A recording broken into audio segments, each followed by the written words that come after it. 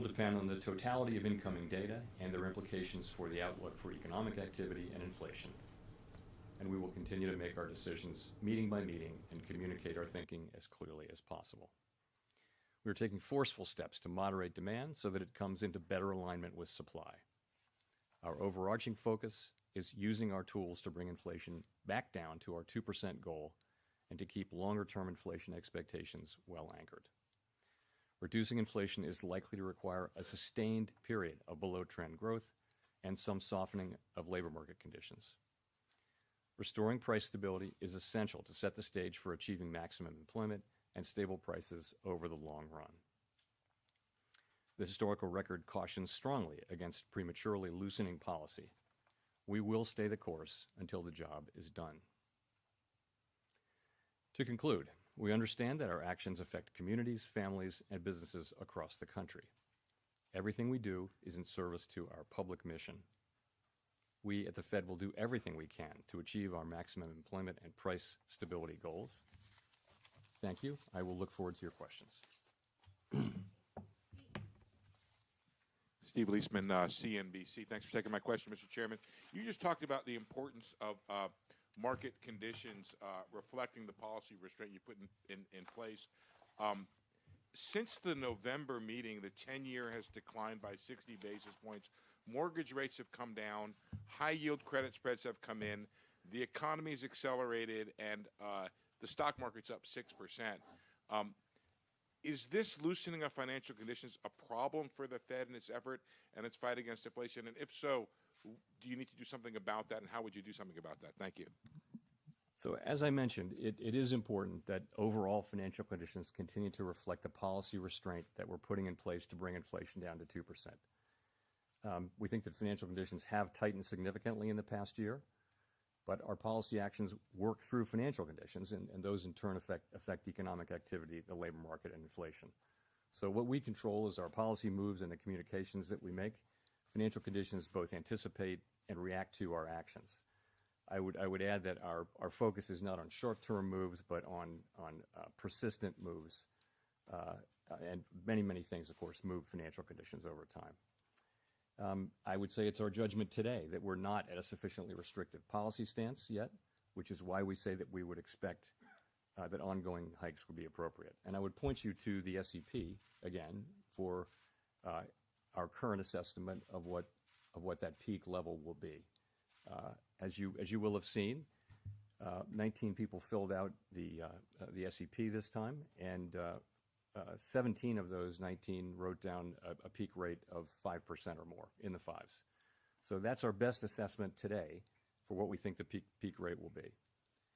You will also know that at each subsequent SEP during the course of this year, we've actually increased our estimate of what that peak rate will be.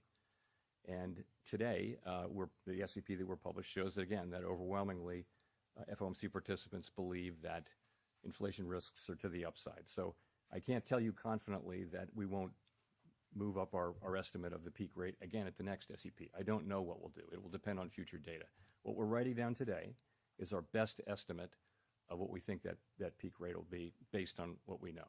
Obviously, if the inflation data come in worse, that could move up, and it could move down if inflation data are softer.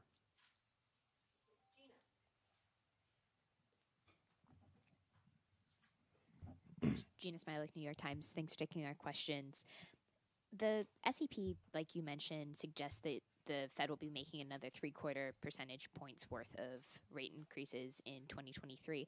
I wonder if you would foresee that being in 25 basis point increments, 50 basis points. What's going on, everyone? Sort of how you see the speed Got Federer, going forward. Jerome Powell talking this morning or this afternoon when to stop. after the 50 basis point hike.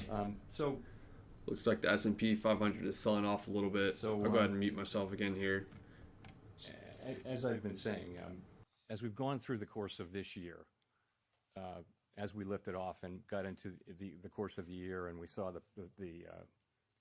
how strong inflation was and how persistent, it was very important to move quickly. In fact, the speed, the pace with which we were moving was the most important thing. I think now that we're coming to the end of this year, we've raised 425 basis points this year, and we're into restrictive territory. It's now not so important how fast we go. It's far more important to think what is the ultimate level, and then at a certain point, the question will become how long do we remain restrictive? That will become the most important question. But I would say the most important question now is no longer the speed. So, and that applies to February as well. So I think we'll make the February decision based on the incoming data and where we see financial conditions, where we see the economy, and that'll be the key thing. But for that decision. But ultimately, that question about how high to raise rates is going to be one that we make looking at our progress on inflation, looking at where financial conditions are, and making an assessment of whether policy is restrictive enough.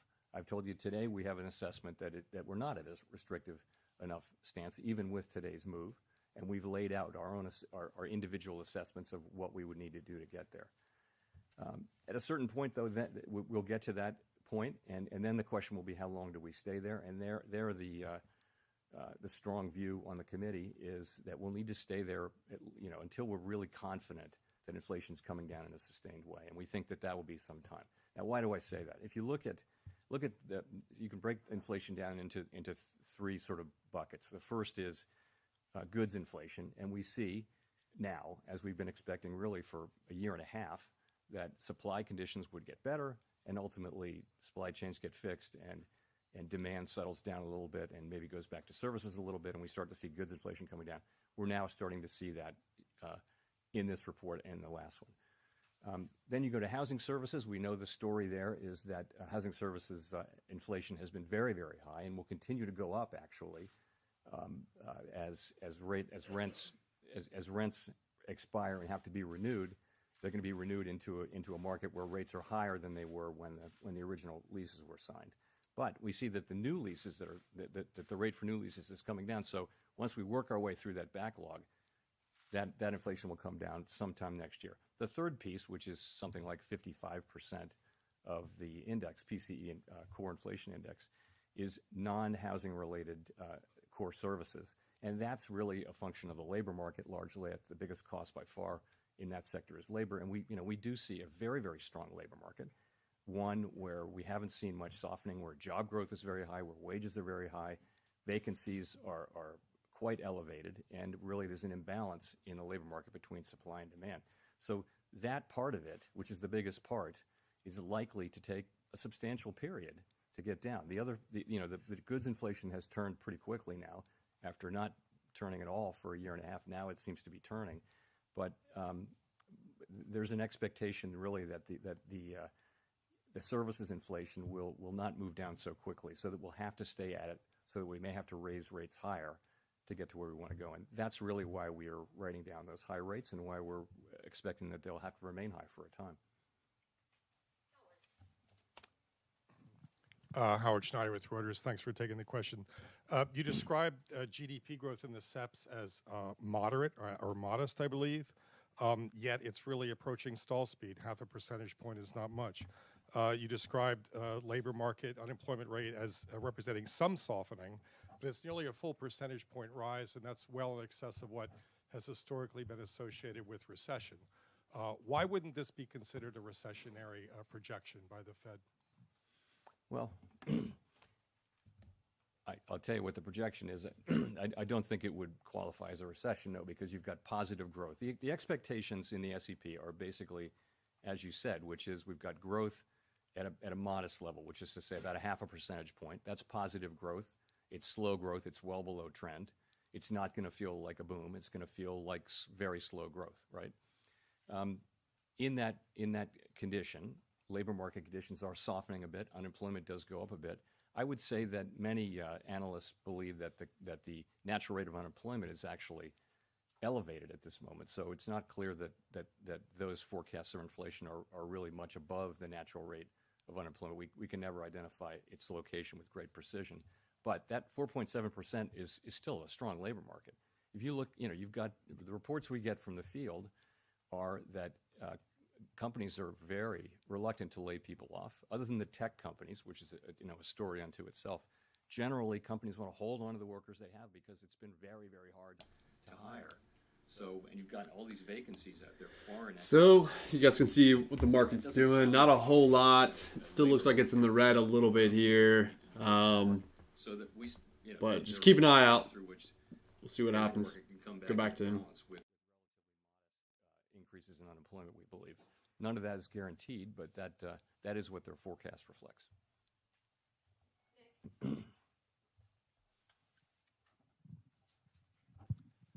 Thanks, Nick Timoros of the Wall Street Journal. Chair Powell, I want to follow up on Gina's question. The decision to step down the pace of rate rises appears to have been socialized at your last meeting, largely before the past two CPI reports showed inflation This is going to be big right in here. line with the committee's forecast this year. You just now talked about making decisions meeting by meeting and being mindful of the lags of policy. Does that mean, all things equal, you would feel more comfortable probing where the terminal rate is by moving in 25 basis point increments, including beginning at your next meeting? So I haven't made a judgment on what size rate hike to make at the last meeting. But what you said is broadly right, which is having moved so quickly and having now so much restraint that's still in the pipeline, we think that the appropriate thing to do now is to move to a slower pace. And that will allow us to feel our way and and get to that level, we think, and better balance the risks that we face. So that's the idea. It makes a lot of sense, it seems to me, particularly if you consider how far we've come. But again, I can't tell you today what the actual size of that will be. It will depend on a variety of factors, including the incoming data in particular, the state of the economy, the state of financial conditions.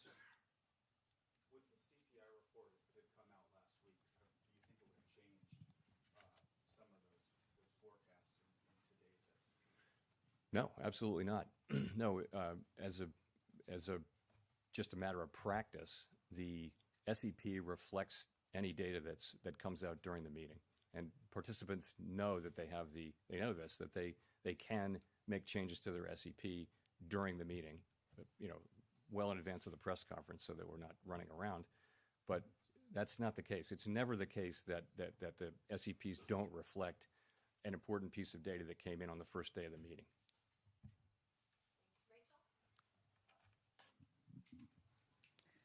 Hi, Chair Powell. Rachel Siegel from the Washington Post. Thank you for taking our questions. I'm wondering if we could talk about the projection for the unemployment rate. Why has the Fed raised its unemployment projection? Is it because the models suggest that a higher terminal rate would automatically cause a higher unemployment rate? Or are you seeing signs that the labor market isn't quite as strong as we think it is now? Thanks. No, it's not about the strength of the labor market. The labor market is clearly very strong. It is more just that, by now, we've continually expected to make faster progress on inflation than we have ultimately, and that's why the peak rate for this year goes up between this meeting and the September meeting. You see the fact that we've made less progress than expected on inflation, so that's why that goes up, and that's why unemployment goes up, because we're having to tighten policy more. And so it didn't go up by much in the meeting, I don't think, but that's the idea, is slower progress on inflation, tighter policy, probably higher rates, probably held for longer, just to get to where the kind of restriction that you need to get inflation down to 2%. Do you have a sense of, in order to get to that number, how much of that could be caused by layoffs versus vacancies trimming or changes to the labor force population rate? It's very hard to say. You can look at history, right? And history would say that in a situation like this, the declines in unemployment would be more meaningful, I think, than what you see written down there. But why do we think that? Looks like the S&P is starting to drop a little bit. Stay tuned there. What do you guys think? You guys think it'll finish above 400, below 400, below 390? Where do you guys think it's going to head? Go back to his speech here. It's been so hard, man. I think it feels like we have a structural labor shortage out there, where there are 4 million fewer people, a little more than 4 million, who are in the workforce available to work than there's demand for workforce. So the fact that there's a strong labor market, means that companies will hold on to workers, and it means that it may take longer, but it also means that the costs in unemployment may be less. Again, that we're going to find out empirically, but I think that's a reasonably possible outcome, and you do hear many labor economists believe that it is. So we'll see, though.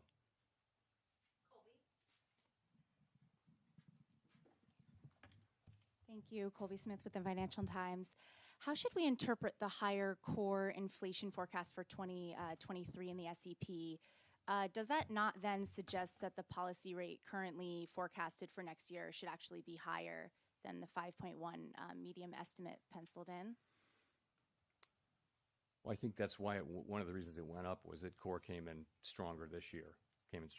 Yeah, what you see is our best estimate as of today, really, for how high we need to raise rates, to how much we need to tighten policy to create enough, restrictive policy to slow economic activity and soften the labor market and bring inflation down through those channels.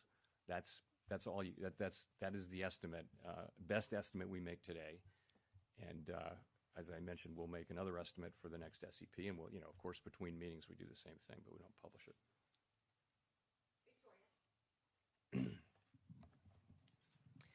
Hi, Victoria Guida with Politico. I wanted to make sure I understand specifically what's going on in the SEP, because you all expect rates to go higher, but you're also more pessimistic about what inflation is going to look like next year. And I was just wondering, given that we have seen some cooling in inflation, is that primarily because of wage growth, that you expect wage growth to be sort of a headwind? And we're going into next year with higher inflation than we had thought, right? So we're actually moving down to the level that we're moving down to next year is still a very large drop in inflation from where inflation is running now, well more than a 1% change in inflation. But remember that the jump-off point at the beginning of the year is higher. So we're moving down still by a very large chunk. I don't think the policy's having any less effect. It's just starting from a higher level at the end of 2022. So we're getting down. I believe the median is 3.5%. That's a pretty significant drop in inflation. And where's it coming from? It's coming from the goods sector, clearly. By the middle of next year, we should begin to see lower inflation from the housing services sector. And then, the big question is how much will you see from the largest, the 55% of the index, which is the non-housing services sector. And, that's where you need to see, we believe you need to see a better balancing of supply and demand in the labor market, so that you have, it's not that we don't want wage increases. We want strong wage increases. We just want them to be at a level that's consistent with 2% inflation. Right now, if you factor in productivity estimates, standard productivity estimates, wages are running, well above what would be consistent with 2% inflation. Thanks. Hi, Chair Powell. Neil Irwin with Axios. Some of your colleagues have been pretty explicit that they can't imagine rate cuts happening in 2023. That's certainly not implied by the SEP. But futures markets have priced in some easing in the back half of next year. What's your view of the likelihood of any kind of rate cuts next year? What circumstances might make that plausible? Our focus right now is really on moving our policy stance to one that is restrictive enough to assure a return of inflation to our 2% goal over time. It's not on rate cuts. And we think that we'll have to maintain a restrictive stance of policy for some time. Historical experience cautions strongly against prematurely loosening policy. I guess I would say it this way. I wouldn't see us considering rate cuts until the committee is confident that inflation is moving down to 2% in a sustained way. So that's the test I would articulate. And you're correct. There are not rate cuts in the SEP for 2023.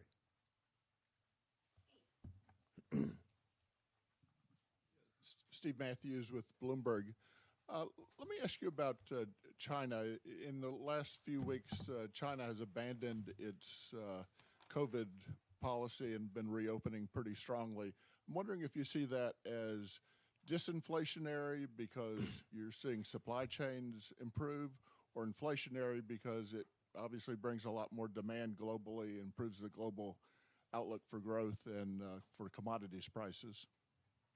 And so you're right. Those two things will offset each other. Weaker output in China will push down on commodity prices, but it could interfere with supply chains ultimately, and that could push inflation up in the West. It's very hard to say, how those two will offset each other, and it doesn't seem likely actually that the overall net effect would be material on us. But to your point, China faces a very challenging situation in reopening. We've seen waves of COVID all around the world can interfere with economic activity. China, a very critical manufacturing place for manufacturing and exporting. Their supply chain is very important. China faces a reopening. They've backed away from their COVID restriction policies. There could be very significant increases in COVID, and we'll just have to see. It's a risky situation. But again, it doesn't seem like it's likely to have material overall effects on us. Hi, Chris Rugaber, Associated Press. Thank you for taking my question. I wondered if you could comment a bit more about yesterday's inflation report. I mean, it showed inflation cooling in all three of the categories that you laid out at Brookings. Are you confident that you're seeing real progress on getting inflation under control? Are you still worried it could slip into some kind of unentrenched, upward spiral? Thank you. Right. So the data that we've received so far for October and November, we don't have we have some remaining data to get in November, but they clearly do show a welcome reduction in the monthly pace of price increases. As I mentioned in my opening statement, it will take substantially more evidence to give confidence that inflation is on a sustained downward path. So the way we think about this is this. This report is very much in line with what we've been expecting and hoping for.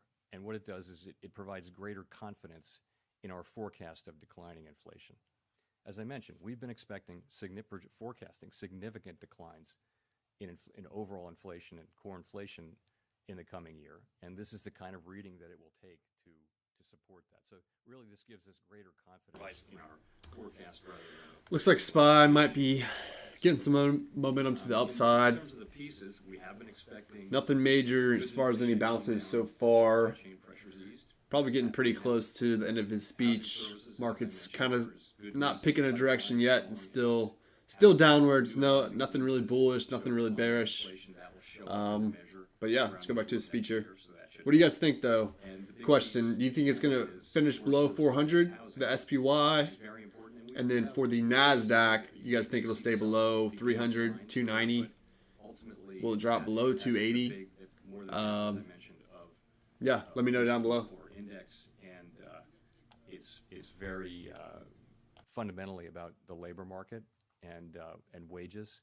If you look at wages, look at the average hourly earnings number we got with the last payrolls report. You don't really see much progress in terms of our average hourly earnings coming down. Now there may be composition effects and other effects in that, so we don't put too much weight on any one report. These things can be volatile month to month, but we'll be looking for wages moving down to more normal levels where workers are doing well and ultimately their gains are not being eaten up by inflation.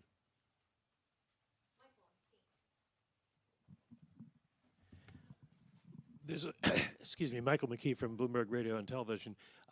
There's a little bit of a disconnect between the optimistic view you just expressed about the economy and the changes that you've made in the SEP. And I'm wondering if you're reacting to the fact that the markets have loosened financial conditions, or if you feel the Fed may be a little bit behind on inflation, whether the recent disinflation we're seeing is transitory or not, and how this affects the idea of a soft landing if you're projecting just 0.5% growth for this year.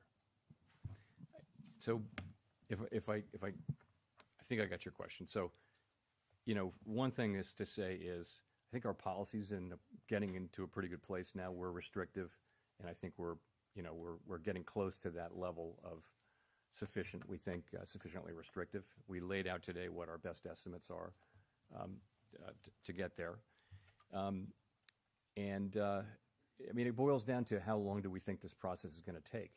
And of course, we welcome these better inflation reports for the last 2 months. They're very welcome, but I think we're realistic about the broader project. So that's all. That's the point I would make. It's we see goods prices coming down. We understand what will happen with housing services, but the big story will really be the rest of it, and there's not much progress there, and that's going to take some time. I think my view and my colleagues' view is that this will take some time. We'll have to hold policy at a restrictive level for a sustained period, so that two good monthly reports are very welcome. Of course, they're very welcome, but I think we need to be honest with ourselves that there's inflation. 12-month core inflation is 6% CPI. That's 3 times our 2% target. Now, it's good to see progress, but let's just understand we have a long ways to go to get back to price stability. Well, do you think the soft landing is no longer achievable? No, I wouldn't say that. No, I don't say that. I mean, I would say this, to the extent we need to keep rates higher and keep them there for longer and inflation, moves up higher and higher, I think that narrows the runway. But lower inflation readings, if they persist in time, could certainly make it more possible. Some bullish movement right there. Looks like SPY is almost at 401. QQQ is right at 287.67. Some bullish news right there, I guess. Market's reacting, in a positive way. We'll see if it can hold on, though. It could just be, fake noise. So stay tuned. I would put it this way: of a return to price stability that involves significantly less of an increase in unemployment than would be expected given the historical record.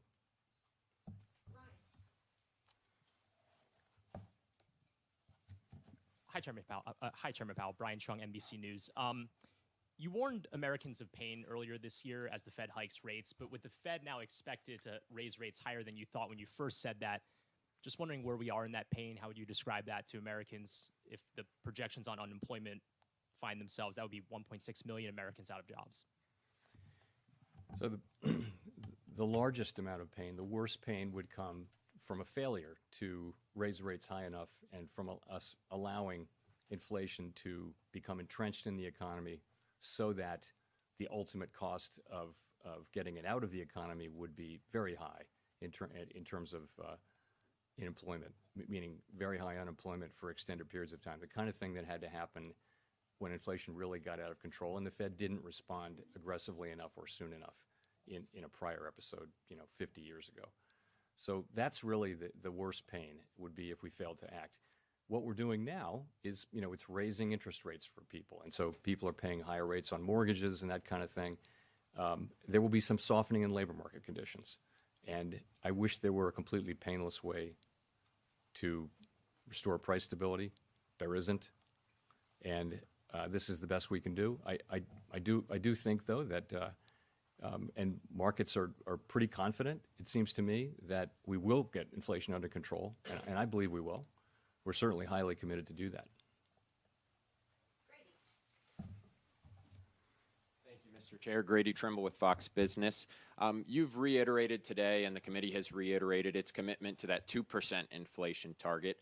I wonder, is there ever a point where you actually reevaluate that target and maybe increase your inflation target if it is stickier than even you think it is? That's just so changing our inflation goal is just something we're not thinking about. It's not something we're not going to think about. We have a 2% inflation goal, and we'll use our tools to get inflation back to 2%. I think this isn't the time to be thinking about that. I mean, there may be a longer run project at some point, but that is not where we are at all. The committee, we're not considering that. We're not going to consider that under any circumstances. We're gonna keep our inflation target at 2%, and we're going to use our tools to get inflation back to 2%.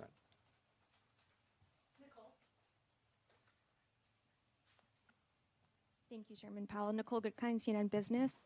As you monitor wage growth and unemployment data, I wonder if you're paying close attention to a sector or even income level. Like, how do you factor potential exacerbations of inequality into your risk calculations, especially given the K-shaped recovery of 2020? So I would go back to the labor market that we had in 2018, 19, 20. So what that looked like was wage increases for the people at the lowest end of the income spectrum were the largest. The gaps between racial groups and gender groups were at their smallest in recorded history. All of that because of a tight labor market.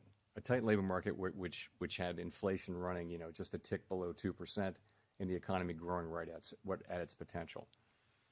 So that seems like something that would be really good for the economy and for the country if we could get back to that. And so that's what all of us want to do. We want to get back to a long expansion where the labor market can remain strong over an extended period of time. That's a really good thing for workers in the economy, and we'd love to get back to that. That's what our goal is.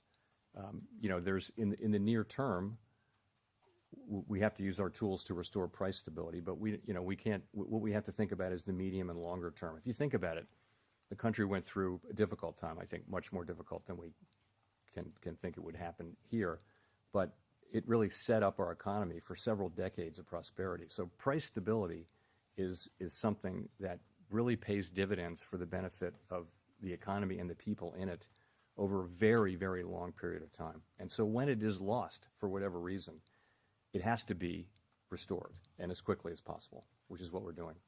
In the short term, are you factoring in these potential exacerbations in the economy? Are you monitoring that? We do, yes, we absolutely do. We look at the economy as a regular practice. Looks like the market's, responding in a positive way. Let's see if it'll hold on. Racial groups and that sort of thing. We do. We keep our eye on that.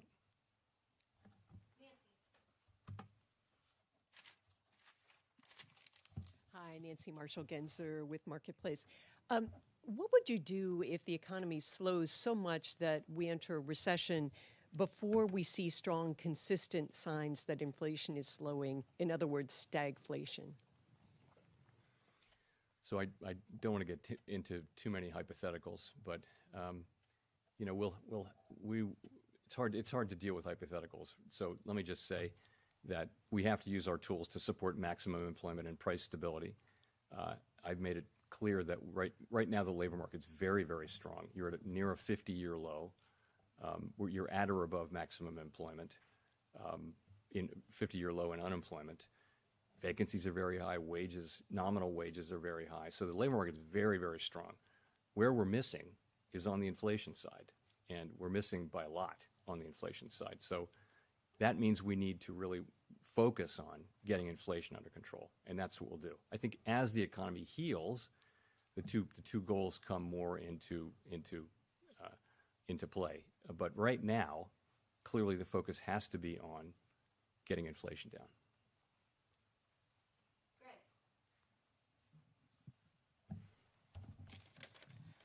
Thank you, Chairman Powell. Greg Robb from Market Watch. You spoke a little bit ago. You said that the U.S.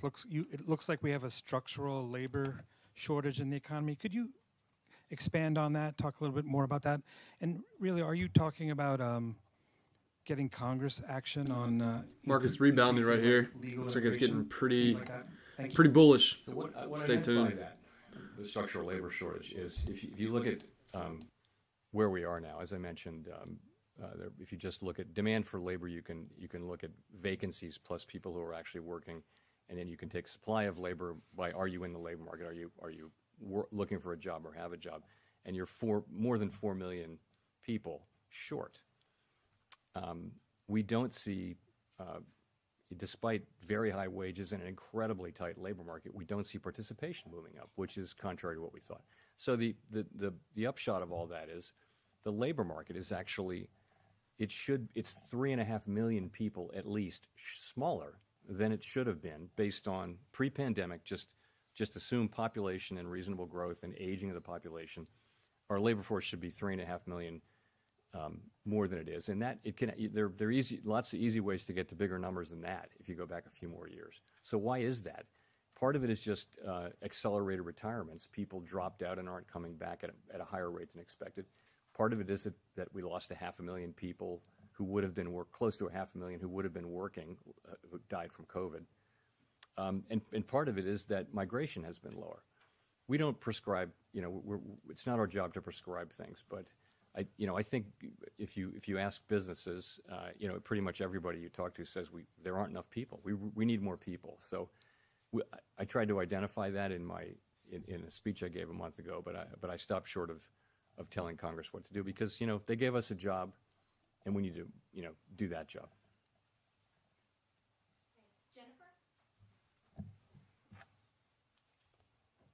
Thank you, Chair Powell. Jennifer Schonberger with Yahoo Finance. You say you expect growth of just 0.5% next year. Given that you've said the process of raising rates and getting inflation back under control will be painful, have you had discussions within the committee and addressed how long and or how deep of a recession you would be willing to accept? No, I mean, what we do is we make our forecasts and we publish them quarterly. And if you look at those forecasts, those are forecasts for slow growth, for a softening labor market, by which I mean unemployment goes up, but not a great deal. And you see inflation coming down. You see rates going up a lot. You see inflation coming down. Those are those forecasts, and that's really what they show. We're not. We all, of course, we don't talk about this kind of a recession and that kind of a recession. We make those forecasts. The staff runs, and you will see this if you look at the old Teal books, runs alternative simulations of all different kinds at every meeting, and we look at those too. And those will explore different things. But that's just upside and downside scenarios. Of course, that's responsible practice that we've carried on for many decades. But no, we don't. We haven't asked ourselves that question. We'll go to Jean for the last question. Hi, Jean Young with Market News. I wanted to ask about the SEP again. If you are reaching peak rates around 5% in the first half of next year and inflation starts to decline materially, that would seem to make the real rate gradually more restrictive. Is that something that's built into the projections and into models? Is that something you would want to see? So we do know that, of course. That's something that we know and we'd see. But as I mentioned, we wouldn't. I wouldn't see the committee cutting rates until we're confident that inflation is moving down in a sustained way. That would be my test. I don't see us as having a really clear and precise understanding of what the neutral rate is and what real rates are, so that it would mechanically happen like that. It'll be a test of for cutting rates. I think in the event it'll be a question of, do we actually feel confident that inflation is coming down in a sustained way? Thank you very much.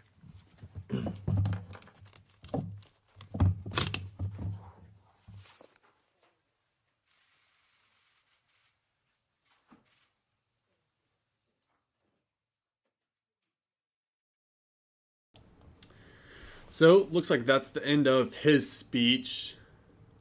Not sure if anyone else is going to come out after that. Market seems to have rallied a little bit, but may sell off here. Not sure yet. Stay tuned for that. I'm going to get off here. I have to run. But yeah, if you're in any big positions, it looks like it did rally up a little bit.